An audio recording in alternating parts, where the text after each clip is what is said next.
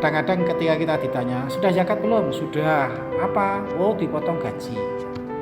Nah, kita lihat apakah potong gaji itu bagian dari zakat yang disyariatkan atau belum. Karena zakat itu berhubungan dengan nisab dan berhubungan dengan haul.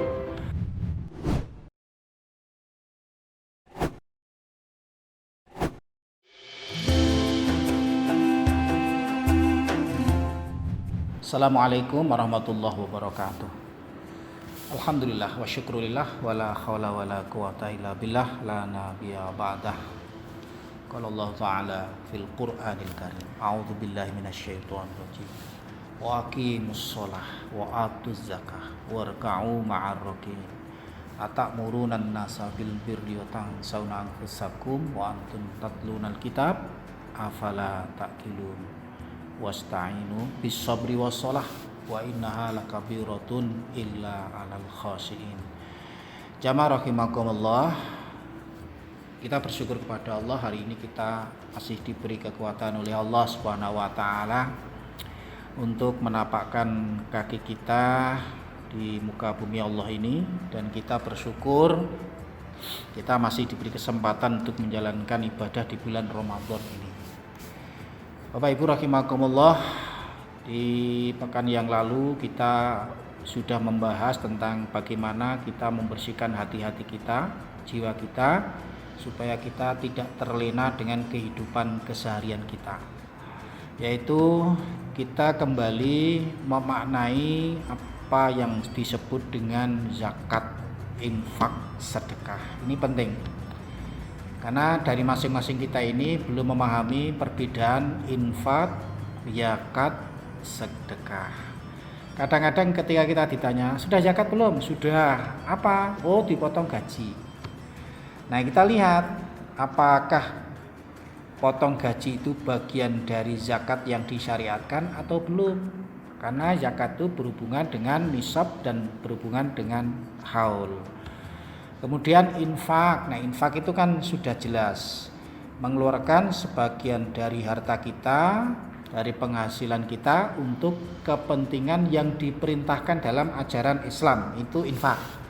Ya, kayak tadi kita maknai begini, mengeluarkan sebagian harta kita untuk diberikan kepada yang berhak menerimanya. Itu ada dalam surat At-Taubah 60. Dan harta yang dizakati ini sifatnya harus senisab dan sudah haul. Ini perlu perhatian, sudah senisab dan sudah haul, kecuali memang harta-harta yang memang berhubungan dengan harta pertanian. Itu harta pertanian itu ketika menzakati ya ketika sudah sesuai dengan nisab dan ketika panen. Kemudian yang ketiga itu sedekah. Sedekah itu mengeluarkan sebagian dari harta penghasilan, baik itu materi maupun non materi, untuk kepentingan yang lebih luas. Nah, sekarang kita wancai Bapak Ibu. Kalau infak, sedekah sudah seperti itu, berarti dengan zakat sangat berbeda. Di zakat itu kewajiban yang ada ukurannya. Tidak semua bentuk harta yang diberikan kepada fakir miskin disebut zakat loh ya. Kadang-kadang kita itu datang ke fakir miskin, ayo kita zakat ke fakir miskin, belum tentu. Karena zakat ini sejak dulu, sejak zaman Rasulullah SAW itu sudah dalam surat At-Taubah ayat 60 itu sudah ada amil. Maka zakat itu diberikan kepada amil. Kalau nanti Bapak Ibu kok setiap taruhlah 1 tahun sekali tidak diambil amil, diberikan kepada fakir miskin atau tetangganya, hati-hati. Bisa-bisa itu tidak masuk kategori zakat, tapi hanya kategori infak dan sedekah. Kemudian juga kadang-kadang gaji kita sebetulnya belum sesuai dengan nisab, belum sesuai dengan haul, kemudian kita berikan kepada fakir miskin atau kita berikan kepada amil, padahal belum satu nisab. Nah, ini juga harus hati-hati.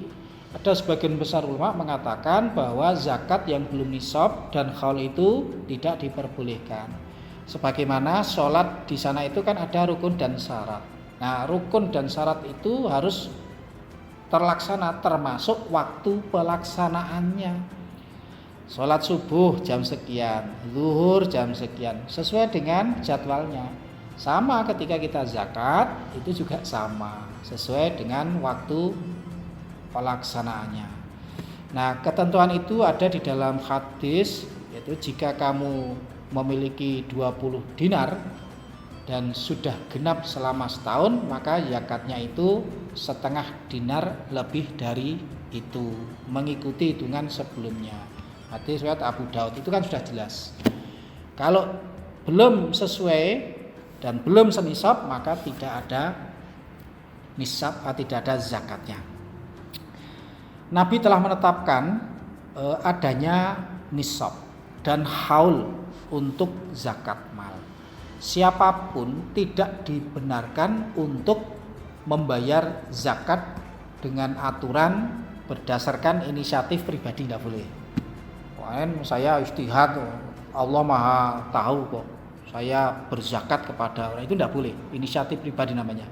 Karena ibadah itu wahyu dan bukan berdasarkan inisiatif manusia. Nah, terus sekarang Pak, nisab itu apa sih? Nisab itu batas minimal harta yang wajib dizakati. Jadi selama seseorang itu belum memiliki harta satu nisab, itu tidak ada kewajiban zakat. Sama dengan membayar zakat sebelum adanya sebab, belum ada sebabnya. Jadi para ulama itu menganalogikan itu seperti orang sholat sebelum masuk waktu sholat. Ulama sepakat tidak boleh membayar zakat sebelum memiliki harta satu nisab. Jadi penting ya Bapak Ibu. Yang pertama nisab, yang kedua ada haulnya. Wah, kita ndak paham etat seperti itu. Taunya saya membayar ya dulu begini. Nah, kalau ndak tahu insya Allah Allah Maha Mahfuz. Tapi kalau sudah tahu bahwa harta-harta yang sudah kita berikan itu sebetulnya bukan zakat, maka kita pun harus sekemampuan mengelola harta kita supaya harta kita itu bisa dizakati. Istilahnya jangan sampai boros. Apa yang tidak perlu kita beli tidak usah kita beli. Kalau mau kita tabung silakan ditabung kalau memang tidak ada kebutuhan yang mendesak. Tapi kalau emang di kemudian hari ada perencanaan ditabung, umpamanya mau membuat rumah ya boleh ditabung selama 1 tahun, taruhlah tabungan sudah sekian, taruhlah 60 juta atau 70 juta ya. Kalau nisab sekarang bisa dihitung, harga emas itu sekarang 800 kali 85 gram ya sekitar 665 juta. Kalau setahun punya dana itu maka sudah berkewajiban membayar zakat. Nah, maka Bapak Ibu, mari kita bayar zakat sesuai dengan bismillah kita, niat kita kepada Allah. Mudah-mudahan kita termasuk muzaki yang diberi keringanan oleh Allah Subhanahu wa taala. Assalamualaikum warahmatullahi wabarakatuh.